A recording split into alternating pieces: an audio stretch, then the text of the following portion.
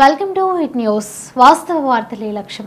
ఇక టీడీపీ అధినేత చంద్రబాబు నాయుడు వైసీపీ నేతలపై తీవ్ర స్థాయిలో విమర్శలు చేశారు.